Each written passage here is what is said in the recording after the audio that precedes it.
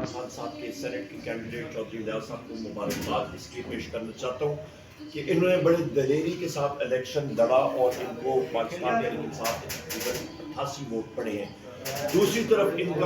کا مد مقابل یوسف رضا گیلانی تھے، اور یہ بھی میں کہتا چلوں کہ یوسف رضا گیلانی جو ہے انہوں نے اپنی قومی اسمبلی اس لیے چھوڑی کیونکہ ان کا معلوم تھا کہ مارجن ان کا وہاں پہ اتنا کم تھا کہ کسی بھی ریکاؤنٹ یا الیکشن ٹرائبیونل میں وہاں پہ وہ ڈسکوالیفائی ہو سکتے تھے، اور ان کا لڑنا الیکشن کا وہاں پہ ریون کرنا تقریباً ناممکن تھا۔ اس لیے انہوں نے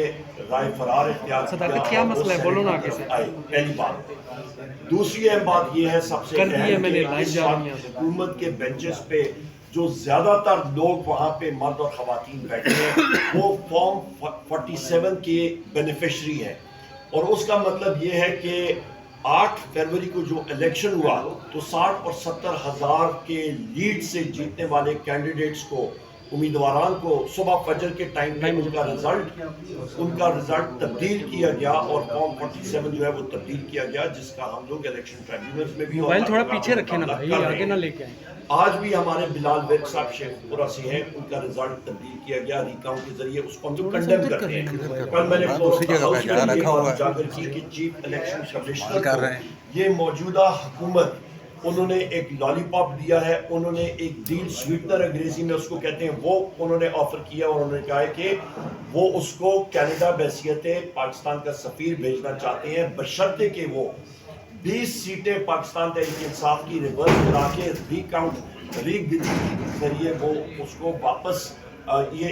حکومتی سو کالڈ حکومتی اتحاد کے حق میں کرائیں، جس کو ہم لوگ کنڈیم کرتے ہیں۔ چیف الیکشن کمشنر کو فی الفور مستعفی ہونا چاہیے، اور اس کی کمیشن کو بھی، کیونکہ ان کا ایک ہی کام تھا کہ فری اینڈ فیئر الیکشن، صاف اور شفاف الیکشن کرائیں۔ وہ اس میں بری طرح ناکام ہوئے، وہ اس پہ ایکسپوز ہوئے ہیں، کرپشن کی داستانیں لمبی چوڑی سامنے آ رہی ہیں، بیلٹ پیپر مختلف جگہوں پہ بکا گیا ہے، تقریباً 8 اور 9 کروڑ سے زیادہ روپے کے بیلٹ پیپر جو ہیں وہ بکے ہیں۔ یہ چیز محمود خان اچکزئی صاحب نے بھی فلور آف دا ہاؤس پہ کہی ہے، اور ہم لوگ اس کو یہاں پہ بھی میڈیا کے ذریعے آپ کو بتا رہے ہیں۔ اس سے اہم بات یہ ہے کہ ہمارے محبوب وزیر اعظم عمران خان صاحب تک ہماری رسائی وہ بند کی گئی ہے 2 ہفتے تک۔ یہ ٹوٹل ایک ڈرامہ ہے۔ ہم لوگ ڈیمانڈ کرتے ہیں جوڈیشل پروسیس کے ذریعے بحیثیت لیڈر آف دی اپوزیشن مجھے اور ہمارے رفقائے کار کو وہ ایکسیس اپنے محبوب قائد وزیر اعظم عمران خان تک دی جانی چاہیے۔ بشرا بی بی کے کیس میں بھی ان کو جو فیسلٹیز ان کو دی جانی چاہیے وہ نہیں دی جا رہی۔ ان کو ایک چھوٹے سے کمرے میں وہاں پہ ان کو محصول کیا گیا ہے، ان کو پابند سلاسل آپ سمجھ سکتے ہیں، اپنے گھر میں بنی گانا میں ان کے اوپر شدید ریسٹرکشنز ہیں، اور وہ سمجھ رہے ہیں کہ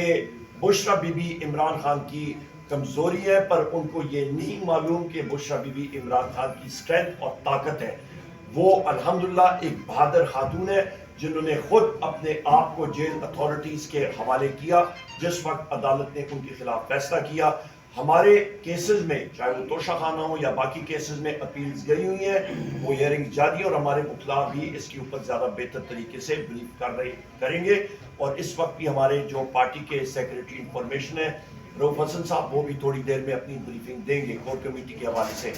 ہماری ڈیمانڈ یہ ہے کہ عمران خان صاحب کے خلاف، وزیر اعظم عمران خان صاحب کے خلاف، بشرا بی بی کے خلاف، ہمارے چودھری پرویز الہی صاحب کے خلاف، شاہ محمود قریشی صاحب کے خلاف،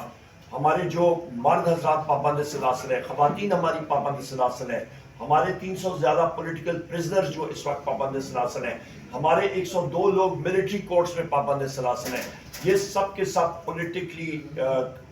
کیسز بنے ہیں پولیٹیکل بیسس پہ۔ ان کے خلاف یہ کیسز فی الفور ختم کیے جائیں، اور یہ سیاسی بنا پہ کیس جو بنے ہیں ان کی ایک ماڈرن، ایک جدید معاشرے میں کوئی جگہ نہیں ہے، اور ان کو فوری طور پہ رہا کیا جائے، اور جو غلط مقدمے اور